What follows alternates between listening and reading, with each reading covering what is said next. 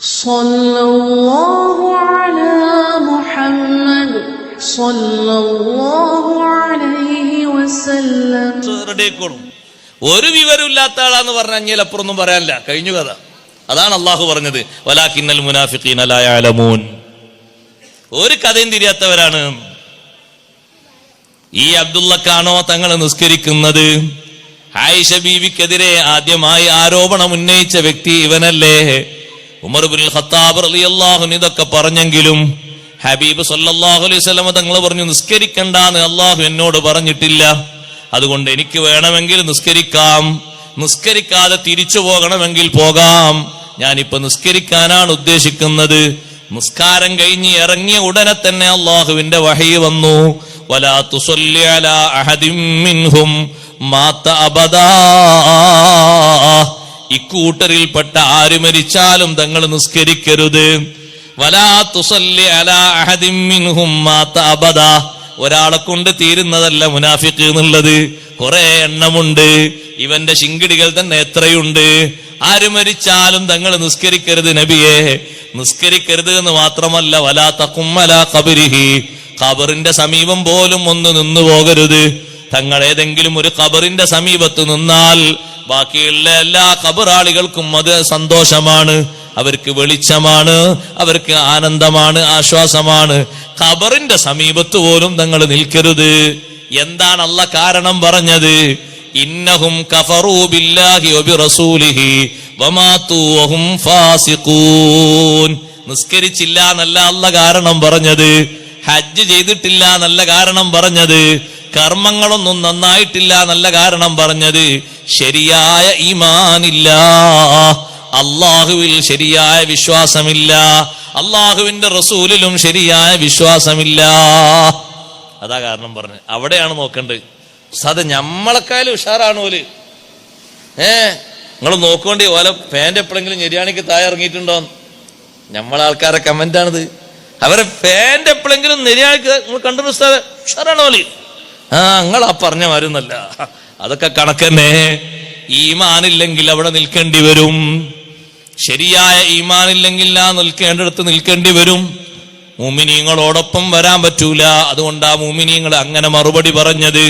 വലാകിന്നകും ഫതൻതും അൻഫുസകും വതറബ്ബസ്തും വർതബ്തും.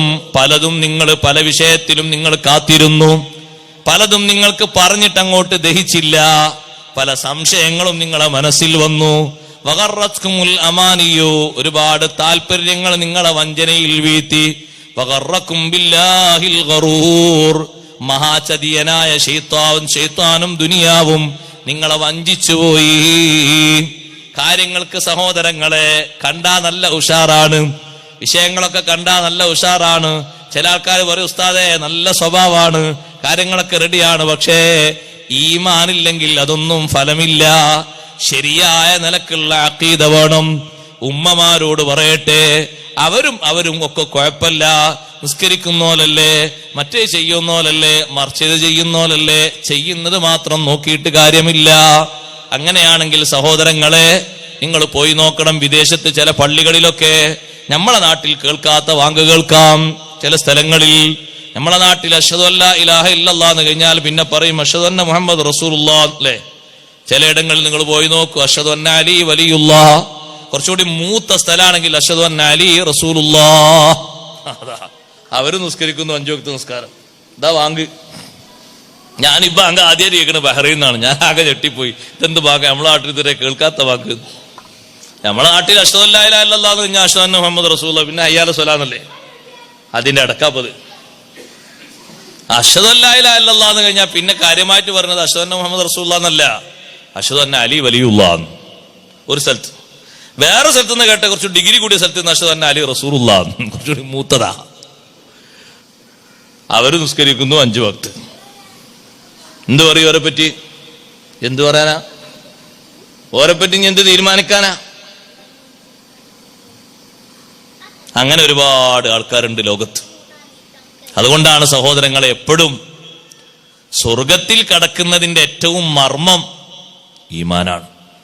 ഈമാനിന് കറ ബാധിച്ചാൽ പിന്നെ അവിടെ കുത്തിർന്ന് കറങ്ങിയിട്ട് കാര്യം ഉണ്ടാകൂല. ഒരാളും ഷഫാത്ത് ചെയ്യൂല. മുഅ്മിനീങ്ങൾ വരെ അള്ളാഹു വരെ ശഫാഅത്തിന് സ്വീകരിക്കാത്തൊരു വിഷയമാണ് ഈമാനിൽ പോറലേൽക്കുന്നത്. അള്ളാഹു കാത്തുരക്ഷിക്കട്ടെ.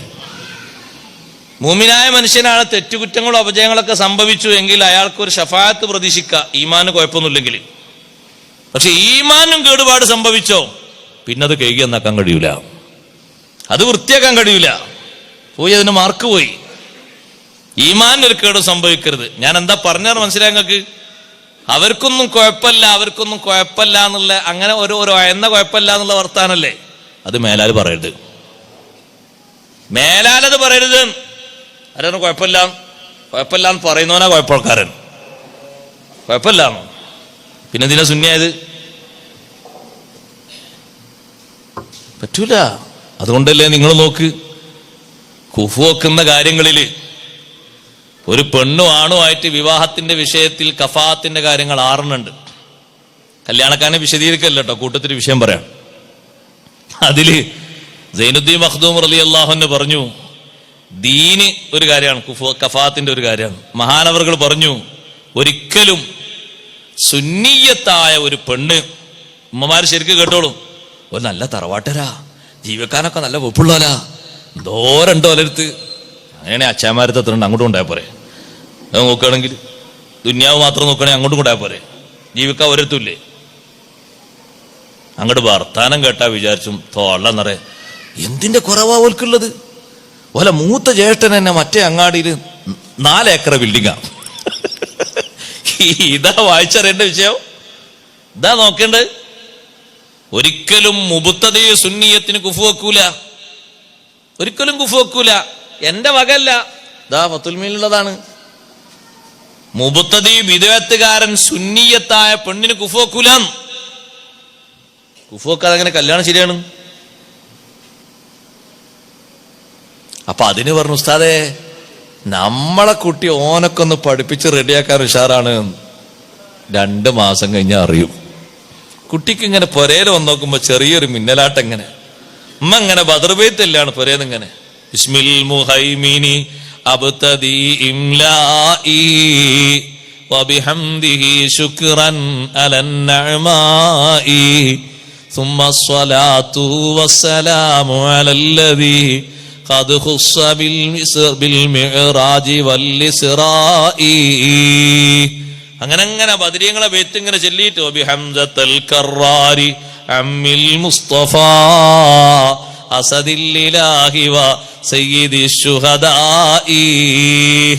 മാനടുത്ത് പതുക്കെ മോള് വന്നിരുന്നിട്ട് പറഞ്ഞു, കല്യാണം കഴിഞ്ഞിട്ട് 2 മാസമായിട്ടുള്ളേ, പതുക്കെ വന്നിരുന്നു, ഉമ്മ ഖുർആൻ ഓതിയാ പോരമ്മ, അതല്ലേ കൂലി കൂടുതൽ.